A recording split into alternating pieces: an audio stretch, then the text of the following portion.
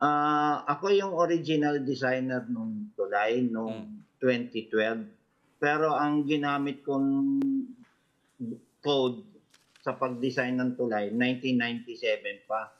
So, luman-luma na. Tapos lumabas yung DPWH 2015 na code. Hmm. So ibig sabihin biglang na luma yung design ko. Mhm. Hindi na siya pupuwede.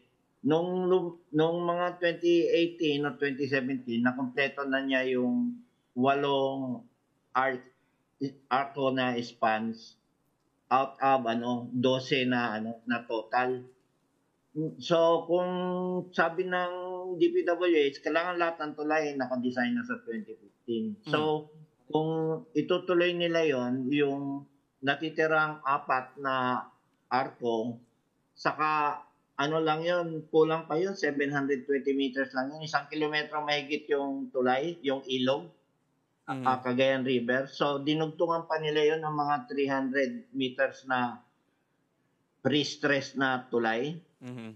Lahat yun i-design sa 2015 na code. So, parang hindi pupuwede na yung una kong dinesign na 8 span, lumang code na 1997, tapos yung iba, 2015. So, Hmm. pina-retrofit design nila.